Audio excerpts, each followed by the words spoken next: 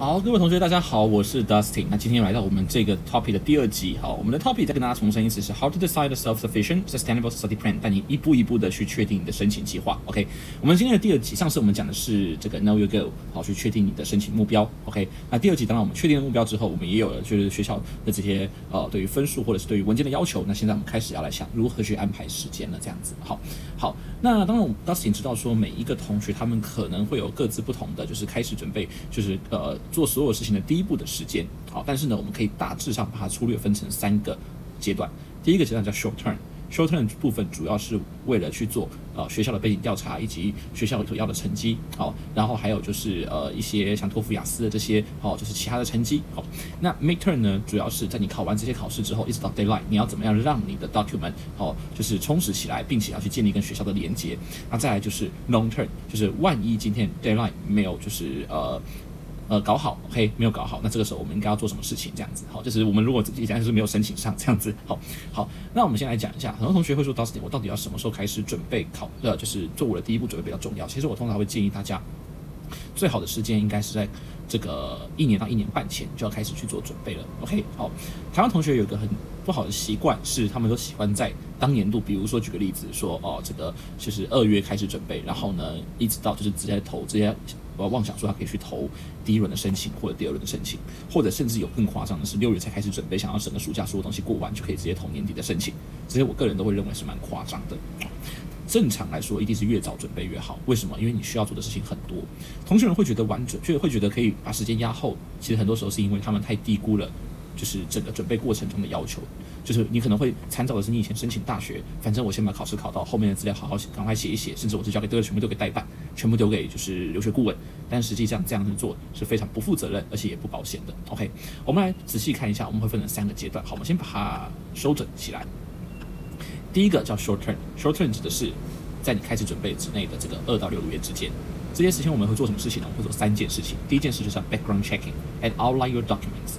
什么叫 background checking？ 这个如果各位还没有看过我们第1部影片的话，请各位一定要赶快去看我们的第1部影片。为什么？第1部影片是跟大家讲什么叫做研究自己的 career goal， 什么叫做就是确定自己的 program， 以及确定自己需要哪些东西，这些都是得到 background checking。所以第1步其实就是我们上次讲的 knowing your goal，OK， 知道你的目标是什么。好，也就是你先基本的认识了你到底有哪些学校是可以给你资源，应该说先确定你的职业目标，再去知道有哪些学校可以确切的给你资源，然后呢再去知道说好，那我们根据这些资源，根据这些我想要去的学校，好，到底我们今天需要准备什么东西，这叫 background checking。那当然这个步骤我通常都会建议这个步骤就可以去跟你心仪的顾问，就是去聊了这样子。好，那当然我们台湾有非常多优秀的顾问，不过呢，再优秀的顾问，他们手上都会有他们正在进行的 case， 对不对？好，所以建议不要太晚找顾问，通常会建议是在就是1年前、1年半前就可以先找好，这样子到后面他们才会有足够的时间来去跟你沟通，好，给你必要的资讯来处理问题，这样子。OK， 好，当然很多同学他在心里会觉得说，我还是把分数考高，你可以找顾问。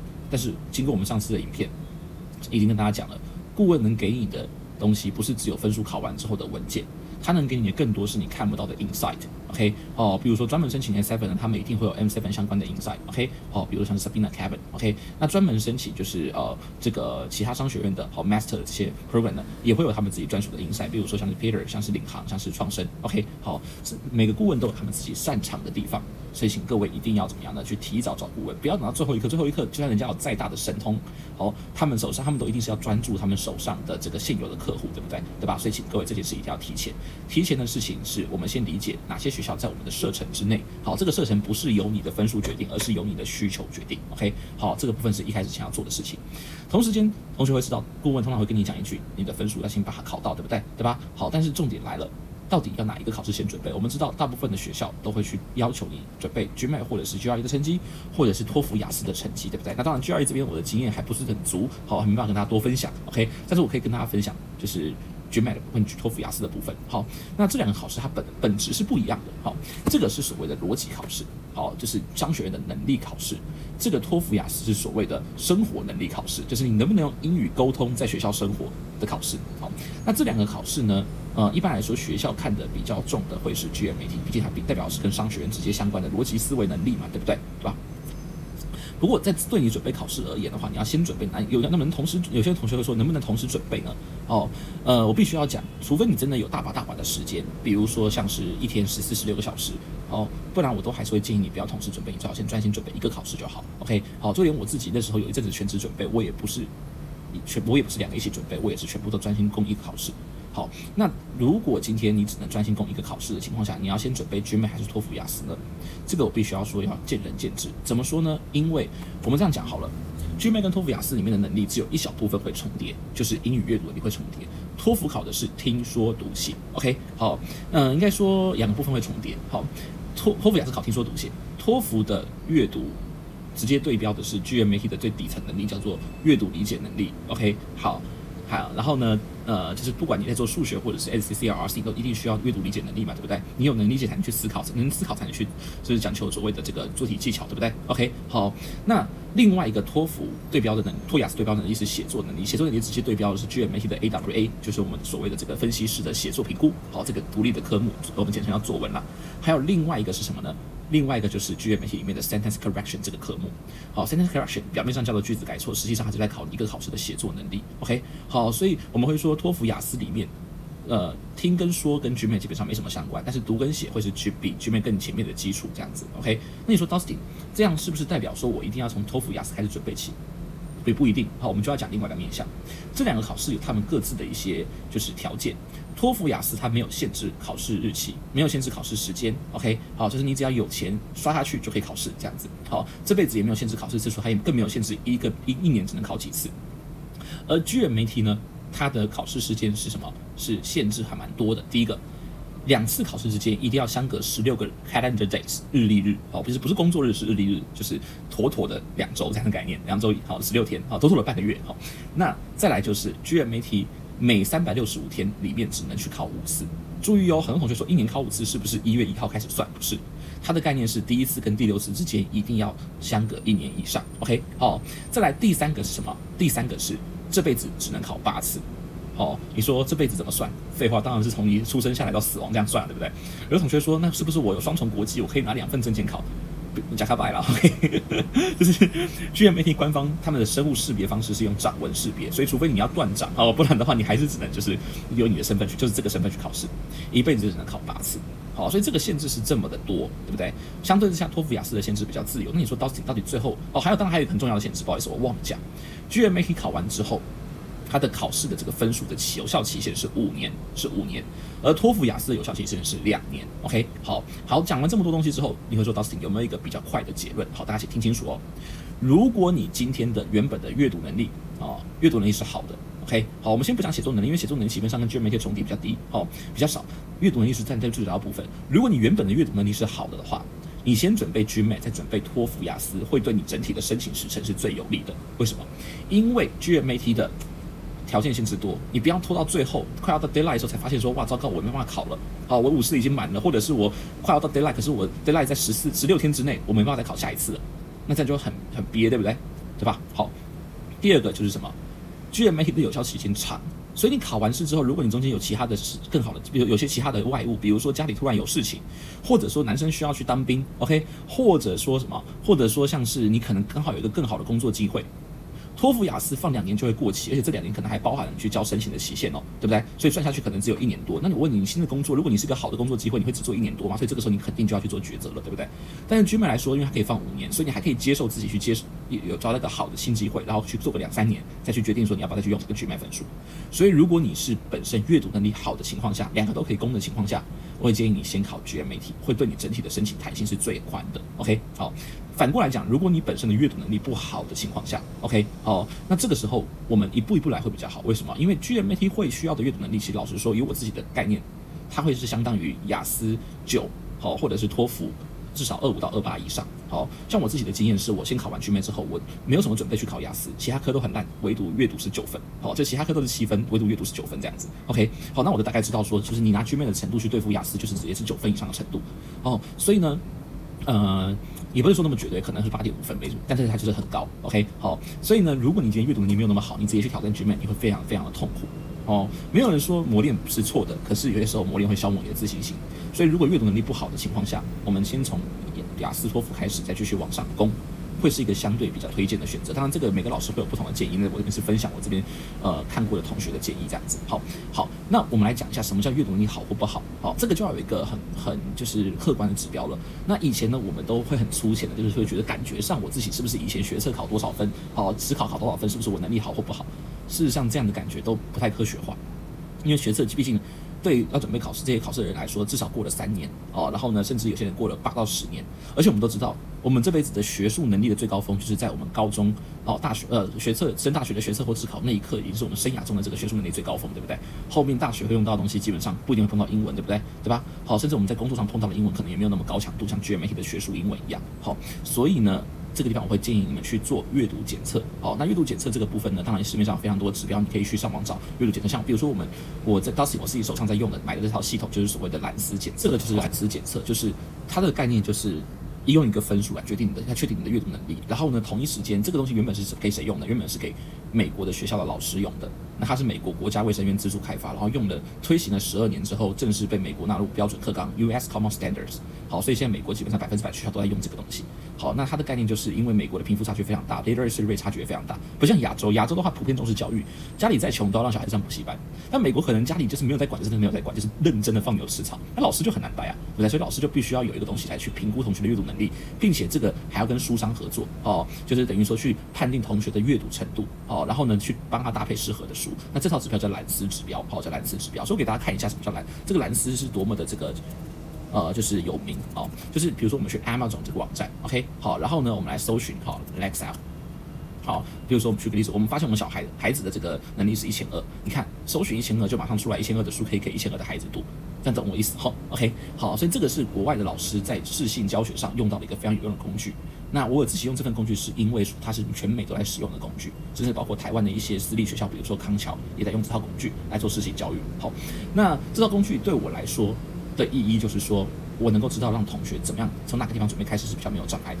我们可以稍微看一下GMAT 分数它大概是在这个地方1440的地方 ，OK， 这个相当于是美国的什么程度？是1360以上 ，OK， 1360以上，也就是美国的12年级，对不对？高中生，再往上大概是大1、大2，也就是美国的大1、大2，就是其实它也蛮符合这个考试的设定，对不对？就是本来大1、大2就是准备要就是往未来去发展的。考研究所的时候，对吧？所以这个考试的阅读难度大概在1440左右。好，那我们可以看到，相对之下，像托福、雅思，托福的阅读难度大概在1400左右。当这边你看 GRE 还有 LSAT 其他考试 ，ASAT 这些考试，对不对？好，所以我会建议是这样子，就是说，如果今天你的能力是，比如说举个例子，在1200以下，测完之后在1200以下的话，其实你应该要先去从下往上准备托福，再去 GMAT 这样子。好，但如果你的能力是已经比较接近1400左右的话，比如说13到14的话，其实你可以先去准备 GMAT， 再倒回来准备托福，没有关系。OK， 好，所以我们就大概是以1300作为分界点，1300以上可能先去准备GMAT， 再准备托福，对你整体的申请是注意最大。反之就是先准备托福，再准备 GMAT。OK， 好，当然每个老师会有不同的建议，但我这边是完全看数据说话这样的概念。OK， 好，所以这个检测是可以帮助你明确的知道你的阅读能力这样子。好，那再来的话，我们再回来看好，当然这个准备的过程当中，我会建议考试就是设定2到6个月的时间。好，一般来说，根据经验GMAT 我们拉的这个期限会是6个月之内考2到3次。那你说 Dustin， 那有没有可能考到6个月以上？有没有可能一定要考到6个月吗？当然也不排除你2个月之内一次就解决的可能性，对不对？但我会建议你至少帮你自己排，如果你要新考 GMAT 的话，至少6个月之内就不要有不要有太临时的外物，比如说什么这个公司派你去大量出差啊，或者是什么家里面突然又要安排家庭出游啊，这些东西都尽量不要有，或者是什么交换的计划这样子。OK， 好，那如果是先考 GMAT 的话，就是我们会设定大概6个月之内考2到3次。那你说，告诉你为什么6个月都不能再考吗？没有，因为我们刚不是说1年可以考5次嘛？可是通常6个月之后，你的心态会变。什么叫变？不是说变得更，就是不是说什么好像不想出国了，而是你会开始，如果你6个月之内考3次，你还考不到自己想要的成绩的话，通常这个时候会陷入一种鬼打墙的情境。这也是我们之后在第4个，我们在第4个那个主题会跟大家讲，叫 continue failure， 会让你上头。就很像，就是会有一个赌徒心态。到那个时候，如果再去坚持考试的话，会让你越考越不正常。所以正常来讲，我们应该要设定的是6个月之内2到3次。不管到时候成果怎么样，就要转去另外一个考试 ，OK， 就托福雅思。好，那另外一边托福雅思大概要花多久的时间呢？根据过去的经验2个月左右到2个月左右底线。那考到6个月的人其实是非常非常少，大部分都是3到4个月之内就可以考到想要的成绩这样子。OK， 好，所以这边我们都一律先设定2到6个月的时间。好，不管你是先准备 GMAT 或者先准备托福雅思这样子。OK， 好，这是我们的 short term。好，那再来的话 mid term， 等你准备完这些。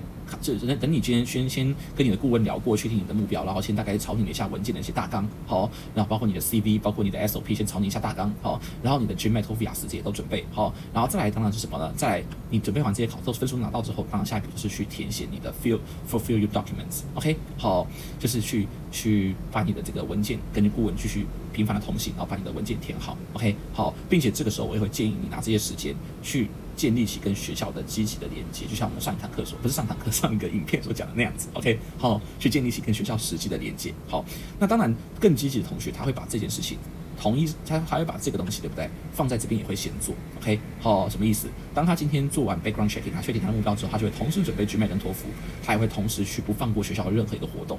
那有同学问我说 ，Dustin， 你上一次讲到的活动哪里可以找呢？我们可以看到 MBA.com， 在 MBA.com 这个地方，我想大家都只会认得这个按钮叫做报名 GMAT， 对不对？对吧？好，实际上它有一个很重要的工具叫做 Connect with Schools， 这边它帮你整理了什么？包括了 MBA Tour Event， 也包括了 In-person Event、Online Event， 线下、线上，甚至 Webinar 都有，所以你可以不放过他们的任何一个活动，甚至如果你本人更有意愿的话，你可以抽空跑去学校当地去参加他们的一些活动，这样就可以让你跟学校建立起更紧密的连接，这样子 ，OK， 好，所以积极的考试它甚至会一开始就跟这个双线准备 ，OK， 好，那当然也可以选择怎么样呢，在后面这边准备，但通常我会建议啦，一开始先准备就是最好的这样子 ，OK， 好，不要等到交资料之后才让学校认识你这样子 ，OK， 好。那再来的话，就是这边当然就是我们去完成我们跟顾问或者是自己来做去完成我们的文件嘛，对不对？对吧？好，然后呢，并且就是跟学校建立起我们上一次讲过的这些实际的连接 ，OK， 好，到 deadline 好，那再来我们来讲的是 long term 指的是如果今天不幸 deadline 这个失利的话，或者是不管 deadline 有没有，或者是你真的录取了，那你在去学校之前你要去做什么事情 ？OK， 好，那我们会说有2件事，好，第一件事，不管今天你有没有录取。你录取也好，不录取也好，你都要去做一件事，你就要去多上一些跟你未来学习相关的一些课程 ，OK？ 比如说像是什么？比如说像我觉得 stanCode 就是一个非常非常好的选择，就是它可以教你一些程式语言，或者是像你上一些 Python 的课，或者是一些就是说资料库的课，我们A2 GMAT 这边都有提供很多的这种就是 Pre-MBA 的这种实力的课程 ，OK？ 好，甚至你上完这些东西之后，你可以去挑战 Udemy 或者挑战 Coursera 这些刷这些公开课，然后去取得就是提前取得这些证照，就是 certificate，OK？ 这些东西它可以确保第一个。就是第一个，如果你有上的话，你去美国的时候，你去国外的时候，你不是只是一个小白你不是什么都不理解。再来就是它可以让你之后在申请实习或者是申请就是未来的工作的时候，你可以提前有一个加分的志向，对不对？不要把事情都拖到后来才做。OK， 好，那当然，如果你是没有申请上的同学。其实你也需要转换心情，为什么？没有申请上的同学，如果再继续冲 GMAT 回来再冲考试的话，很容易会越来越走进死胡同，头会越来越昏，你知道吗？好，这个我们当然在第4集会详细的讲。好，但是呢，这个部分我会建议就是转换心情，先不要去准备考试了。反正申请期都先过了，对不对？我们先回来干嘛？先回来去加强自己的一些外部的技能，就是我们刚刚讲的，去上一些像 stanCode 这样的课程，加强自己的这个就是未来的能力，这样子。OK， 好，暂时离开赌桌这件事情，不只是让自己的心态恢复正常，也会让自己能够怎么样？能够未来就是等于说未来能够加分啦。好，这样第2个。这时候就要回来去检视，说到底自己这个考试能力还欠缺什么基本的能力。OK， 好，那其实像很多同学，如果通常连续考2、3次都没有考好，往往都是像比如说在 GMAT 这个地方，往往都是阅读能力出了问题，或者是数学的基本的数理的基本知识出了问题。那我们必须要怎么样的拉长时间打底？我们可能都会设定3到4个月的时间，好好的打底。比如说大量的去阅读，然后呢大量的背单字 ，OK， 好，或者是去就是像比如说数学从最基础开始打。那这个时候我们也不要晦气，就是我们先暂时远离考试，因为你知道底层能力如果没有起来的话，再去考试浪费次数，就很像是今天我们叫纳豆去打巨石强森，对不对？巨石强森是全世界的这个就是拳王，好，然后呢我们叫派纳豆去打 ，OK， 好，那这个时候怎么样呢？纳豆他可能只能尝试就是乱拳打死老师傅，对不对？这是一个几率问题，一直打，一直趴，对不对？好，那这个时候是不是应该先请纳豆先不要再去冲了，不要再去自杀了，对不对？对吧？好，先下来先下来这样子，好，先好好的去站上 InBody 去测量自己的体脂含量，测量自己的什么骨骼含量，测量自己的心肺耐力，先好好的做有氧，先好好的调身体，对不对？好，把体脂降下来，所有的身体素质都要搞成正常，再去做核心肌群的强化，对不对？还有就是什么？还有就是重点肌群的强化，我们在后面去练实战嘛，对不对？所以这个地方就会是一个沉潜期，大概会花4到6个月的时间，我们来好好的加强阅读能力跟数学能力。好，至少对于 GMAT 是这样子的。那当然托福跟雅思当然我们就是要去加强听说读写的能力这样子。OK， 好，所以简单来说，今天我们的结论是把你的 timeline 分成3个阶段。第一个阶段是2到6个月的时间，第二个阶段到 to J-Line 之前。那同学会说，那这样算起来的话，为什么至少1年呢？因为很简单，这边的2到6个月啊 ，GMAT 最差的情况下 ，GMAT 会占到6个月的时间，而托福雅思会占到大概在2个月的时间，所以算上来讲，这边可能会是什么？可能会是8到10，最多是 maximum 是10个月的时间。那再来，你在准备这些资料跟建立起学校的连接，你必定也不是只有花1个月草草准备嘛，你应该也会花到什么？至少会花到 approximate 2个月的时间，对不对？当然这是我个人的估计，好，每个同学或者每个顾问会有不一样的想法，这也请你参考他们的意见。OK， 好，所以这个地方呢，其实也会花蛮多时间的哈。所以呢，我们都会建议提早开始啊，通常1年前到1年半之前开始是最好的，越早开始，你的这个胜算就越大，因为你可以有越全面的东西准备，就是时间是 stake on your side， 对不对？你身边的筹码这样子。OK， 好，所以这边的结论就是建议你1年到1年半之前开始做第一步。OK， 好，那我们刚刚已经重新帮大家回顾一下，第一步 short term， 先去跟顾问联络，或者是你自己的话，你就要去做非常详尽的调查咯。OK， 好，然后如果积极的话，你可以提早去深入研究哪些学校对你是最有帮助的学校，不要只看排名，这件事一定要写下，不能让方法跑在目的前面，不能让考试跑在你的申请目标前面。OK， 好，然后呢，去提早跟学校建立起实际的连接，参加它的各种活动。好，同一时间准备 GMAT 的考试跟托福雅思的考试。好，那当然这个顺序我们刚刚讲过，由阅读检测的分数来定是最准的。OK， 好 ，GMAT 大概拉4到6个月的时间，考2到3次。好，托福雅思是不限次数，但就大概压2到4个月的时间这样子。OK， 好，然后再来的话怎么样呢？后面大概抓2个月的时间去把前面的 outline 填起来，然后呢进一步的去深化跟学校的连接。不管最后有没有上，我们就算没上，也要就算有上，我们也要去加强自己的能力。OK， 加强自己的这个就是我们说的这些附加的能力。没上了一样要加强能力，而且更重要的事情是我们要回来好好的调整自己的体质。OK， 好，这样的概念。好，那这个就是我们今天讲的 How to set your timeline， 宏观的角度去拉出时间轴。那我们下一次的影片会讲什么呢？我们会讲的是，当我们今天真的要进入考试了，要如何设定你的每周跟每日的计划。OK， 那这个时候我们就会兼顾到底要怎么样 sustainable， 就是如何让你设计的读书计划是可执行且可持续，不会说执行个1-2礼拜就崩塌的读书计划。OK， 好，那也请大家期待我们下一次影片的分享。我是 Dustin， 我们下次见，拜拜。